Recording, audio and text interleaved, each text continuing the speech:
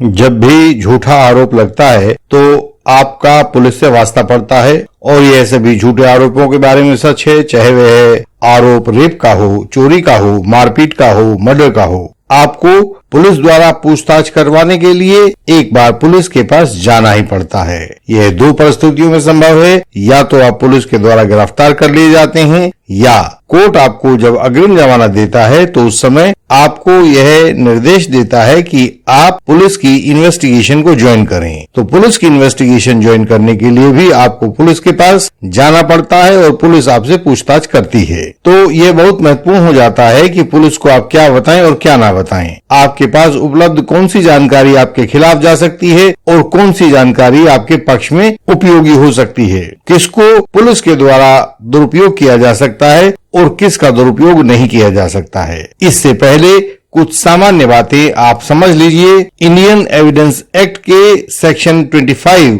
में यह लिखा है कि किसी भी पुलिस ऑफिसर को दिया गया कन्फेशन कोर्ट में माना नहीं जाएगा। कन्फेशन का मतलब है जब आप अपने दोष की, अपने जुर्म की स्वीकारोक्ति करते हो तो उसे कन्फेशन कहते हैं। यदि आपने किसी पुलिस ऑफिसर के सामने अपना कोई जुर्म कबूल किया है तो वह कोर्ट में नहीं माना जाएगा। सेक्शन 26 इसके मुताबिक यदि आरोपी पुलिस कस्टडी में हो तो भी उसका कन्फेशन कोर्ट में स्वीकार्य नहीं होगा और वह तब तक स्वीकार्य नहीं होगा जब तक कि वह कन्फेशन पुलिस कस्टडी के दौरान मजिस्ट्रेट की उपस्थिति में ना किया गया हो। यहाँ अब हम एक बहुत परिचित से कानून की बात करते हैं जिसकी आमतौर से बातें होती हैं रिकवरी की। बहुत से आरोपी पुलिस कस्टडी के दौरान सामान को बरामद करवा देते हैं। जैसे मर्डर केस में आरोपी मर्डर वेपन कहाँ पड़ा है ले जाकर पुलिस को दिखा देते हैं। रेप केस में वे आरोपित स्थान की पहचान करवा देते हैं। कोई कपड़ा, कोई कंडोम या ऐसा ही कुछ सहायक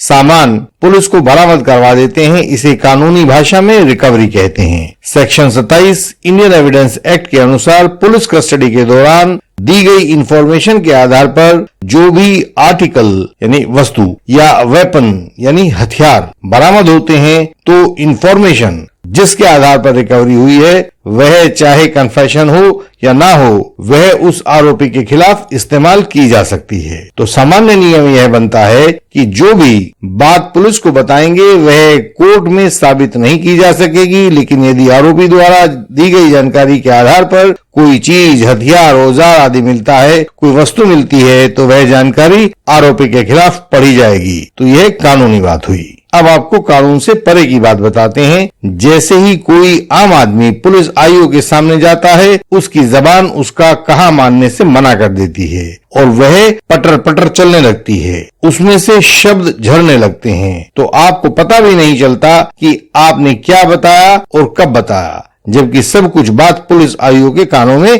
पहुंच जाती है। यह पुलिस का जादू होता है। आरोपी का दिल करता है कि वह पुलिस को सब कुछ बताए, उनके सामने अच्छा बच्चा बनकर दिखाए और यह भावना कई बार पुलिस को वे सूत्र, वे राज उपलब्ध करवा देती है जो आरोपी के लिए ट्रायल में बहुत नुकसानदायक होते हैं। अभी कुछ दिन पहले हमने एक वीडियो में बताया था कि मंदसौर के सीतामऊ में हुई एक घटना के लिए राजस्थान का एक घूसखोर पुलिस वाला मंदसौर में आरोपी के पास पैसे ऐंठने की नियत से पहुंचा। उसके पास घटना के स्थान और दिनांक गलत दर्ज थे जिसे आरोपी ने ठीक करवाया। वह तो कुछ कारण ऐसे हुए कि वह आरोपी बच गया, वरना यह जो राजस्थान से पहुंचा हुआ भ्रष्ट पुलिस अधिकारी था वह उसे पैसे से लूटता और ले जाकर किसी दूसरे आरोप में बंद कर देता। तो पुलिस के सामने सारे राज अपने आप उगलते चले जाते हैं। यही पुलिस की वर्दी का जादू कहलाता है। अब यदि बिल्कुल सटीक बात करें तो पुलिस को सूचना देना प्रोसिक्यूटर्स का काम है। यदि वह सूचना गलत देती है तो यह बात आरोपी के लिए लाभदायक है। यदि किसी प्रोसिक्यूटर्स ने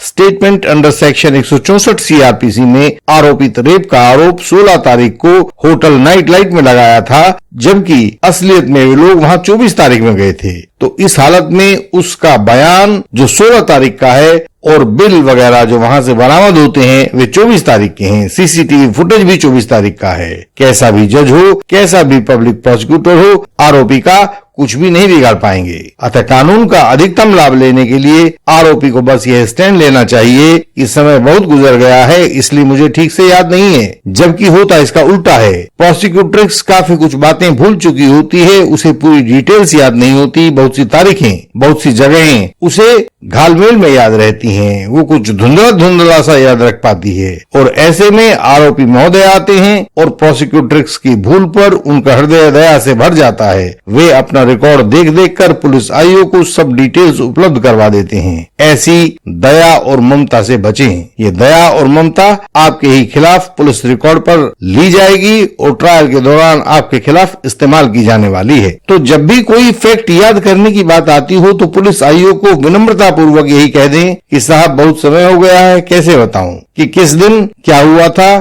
किस समय क्या हुआ था, मुझे अब कुछ भी याद नहीं है, ठीक से सब कुछ धुंधला गया है। इसी से मिलता जुलता एक और पहलू है आपके फोन और लैपटॉप का। आपके फोन में और आपके लैपटॉप में आप दोनों के, यानी कि आपके आरोपी के और प्रोसिक्यूटर्स के दोनों के बहुत से साझे पल संजो कर रखे गए होते हैं, जो फोटोज, जो वीडियोज, ऑडियोज के रूप में वहां सुरक्षित होते हैं। सोशल मीडिया की क्लिप्स होती हैं, उनका रिकॉर्ड पर आना बहुत जरूरी होता है, क्योंकि वे रिकॉर्ड पर आएंगी तो पता चलेगा कि आप दोनों के गहरे संबंध थे और आत्मीयता वाले थे। उसमें रेप वाली जोर जबरदस्ती कहीं नहीं थी, कहीं कोई विद्वेष नहीं था। तो आप अपना मोबाइल व लैपटॉप पुलिस आईओ को दे देंगे और उससे यह प्रार्थना करें कि वह सब मटेरियल रिकॉर्ड पर लगा दें। इसके कानूनी फायदे होते हैं जो हम आपको अगली किसी वीडियो में चर्चा करेंगे, लेकिन जिस केस के रिकॉर्ड पर यह सब सबूत होते हैं उस व्यक्ति को ईश्वर का आशीर्वाद मिला हुआ समझा जाता है। बस अब केवल एक जरूरत होती है अच्छी तरह से क्रॉस एग्जामिनेशन कर सकने वाले